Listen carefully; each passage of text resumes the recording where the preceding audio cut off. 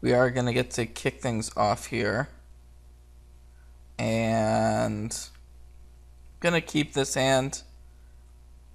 It doesn't have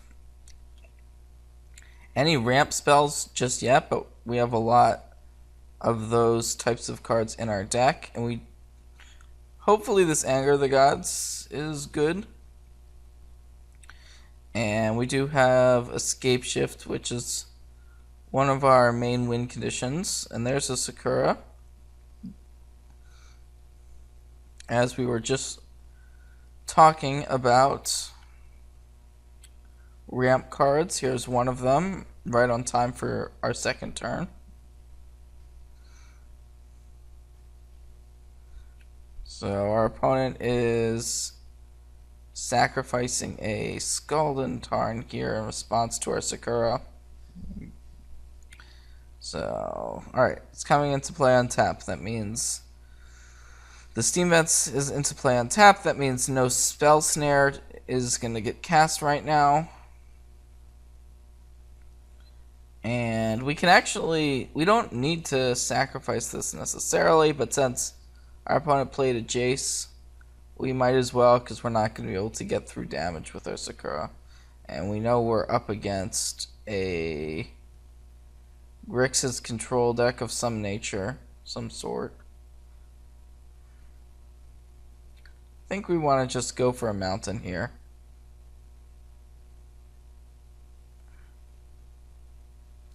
And okay, Scapeshift number 2.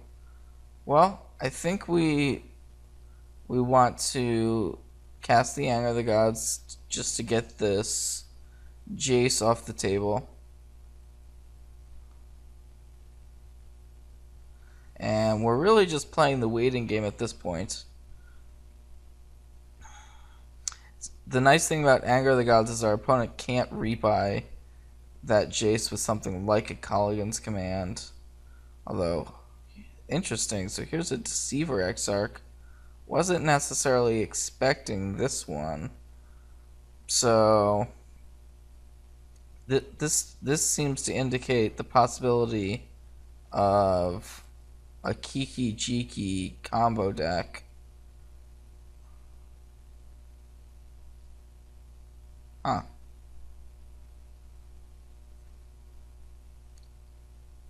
So that was a pretty good turn for us. We were able to explore, put 2 lands into play. So now we're up to 6 lands total. And we actually see our opponent Thought Scour themselves and mill a Kiki, so that suspicion was on the money, it looks like.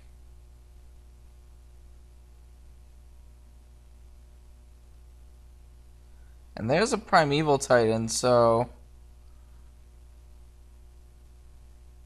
we can't actually kill our opponent here with Scapeshift. We've only got 7 lands in play, and our opponent's at 19.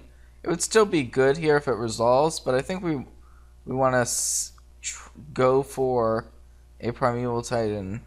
I think our opponent's pretty likely to have a counterspell here, so it could be that this gets countered, but as it turns out, it's the Primeval Titan is going to resolve here. So that's good news. And now the question becomes, what lands do we want to find with our Primeval Titan?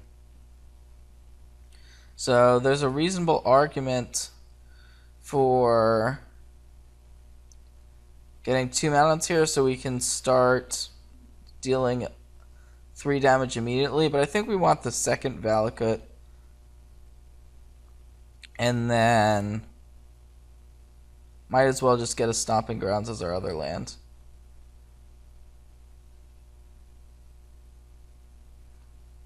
Because either way, we actually have no way of getting rid of the Deceiver, but at the same time, our opponent only has 1 red mana.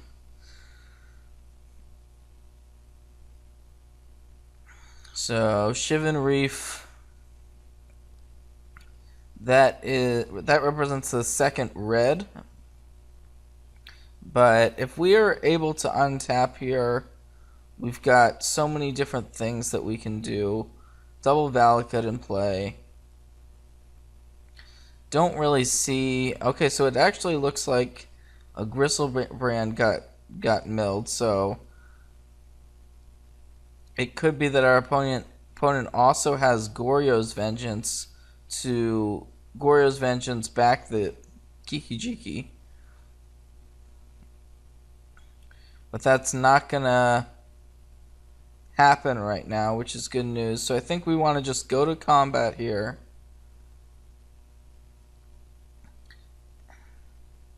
And our opponent's allowing us to attack with the Primeval Titan.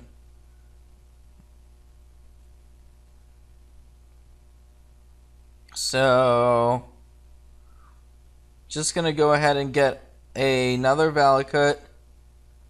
And then, I actually like getting a fetch land, so that we can just have another land in play for when we cast our Scapeshift. Although, we didn't need to get a fetch land. We could have just gotten a regular mountain. It's not really going to matter.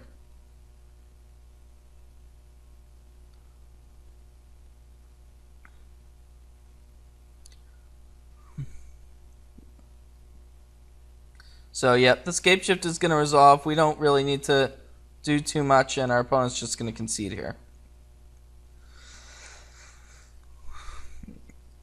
So it looks like our opponent was missing at least one piece of their combo. And the Anger of the Gods getting rid of the Jace early was enough to... enough disruption. And we see that our opponent does have access to Gristlebrand, Kiki, and Deceiver Exarch, so seems to be a combo deck. So, in terms of sideboarding, I don't know that we actually want to do all that much.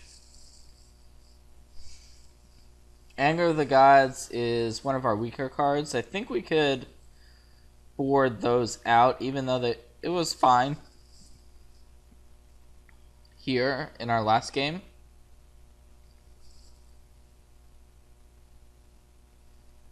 So I think Tireless Tracker and Courser are reasonable against the control side of our opponent's deck. However, our opponent is also a combo deck, so we might just lose before these cards end up mattering. Chalice of the Void is also a reasonable option.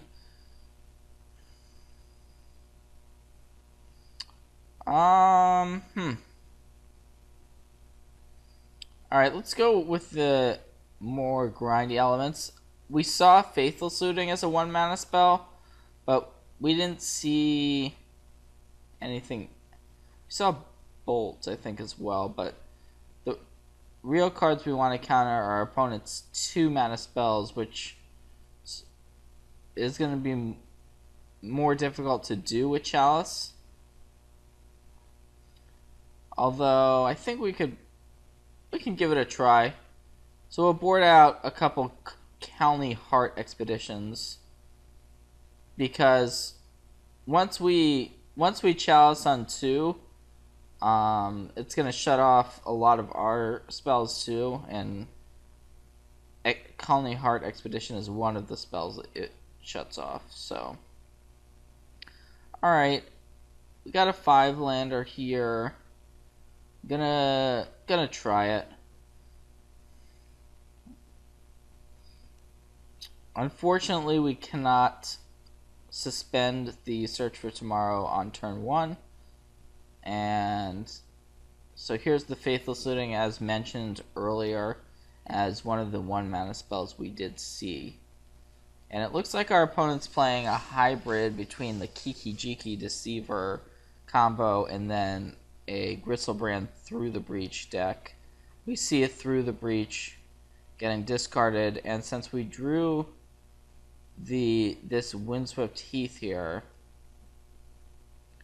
we basically might as well go ahead and suspend our search for tomorrow right now.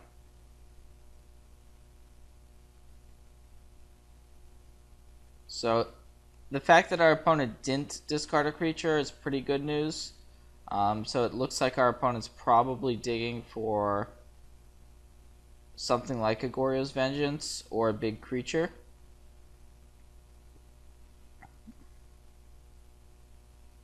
And okay, so Chalice of the Void now gives us a bit of a decision. So we can just play the Chalice of the Void on one. That would shut off the Faithless Looting, and then any future 1-mana spells, and I think that's fine. Our opponent doesn't seem to be. Yeah, I think this is fine. Our opponent does have 2 mana up though, so it could be that we run into a counterspell. But the Chalice doesn't seem quite as good as it would against the normal Goryo's Vengeance deck, but we'll see if it disrupts our opponent somewhat. Faithless Looting, the flashback of it is also relevant, not just the 1-mana mode of when it's cast to begin with. So it looks like the Chalice is going to resolve. And this could be something like an Is It Charm, so it is. So our opponent has another option, another way to loot. And now I would expect our opponent to want to discard any excess 1-mana spells.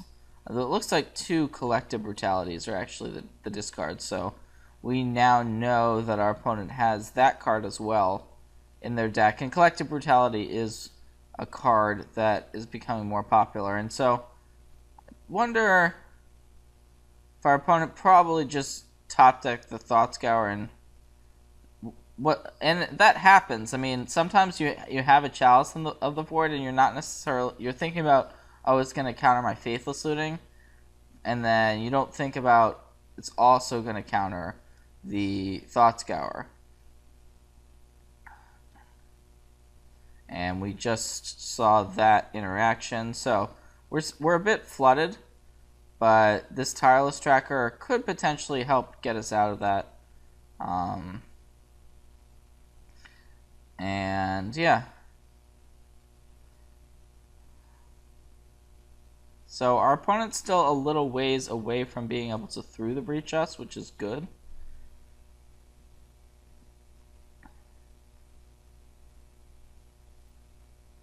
And alright, it looks like our opponent had nothing better to do there than attempt to flash back the Faithless Looting. And now we drew a Chalice of the Void, so we can Chalice on 2 if we want to.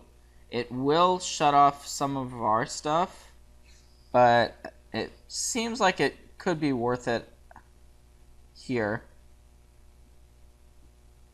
Sure, let's go for a Chalice on 2.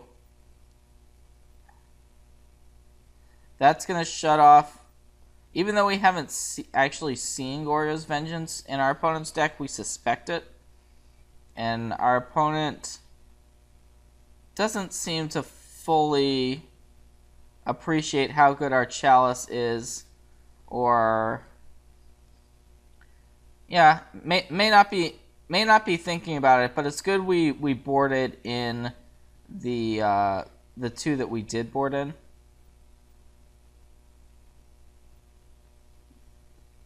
So here's a Deceiver Exarch, and that's gonna tap down a Stomping Grounds.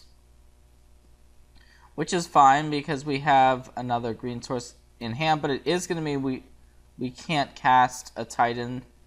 We could have, I guess we could have popped a Clue with that excess mana. So we'll just pop a Clue right now.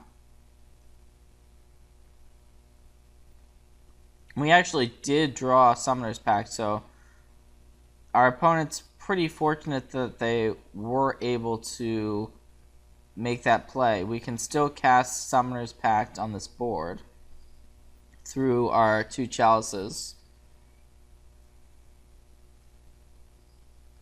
So, okay, we're just going to deal our opponent 5 here, which is half of their life total, and we are 1 turn off from Valakut being online. So it's pretty much now or never. Does our opponent have the Kiki? It looks like not immediately at the very least.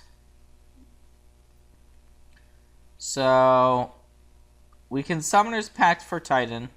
But let's go to combat here and see if what our opponent does here, if it's just a chump block. Okay, so that's good news. It is going to be a chump block. And yeah, I think I like just casting our Summoner's Pact, getting Primeval Titan. We can put our Valakut in hand into play, and then just cast the Titan, and this could do it on the game. And so the fact that our opponent was trying to cast 1 mana spells didn't really end up mattering.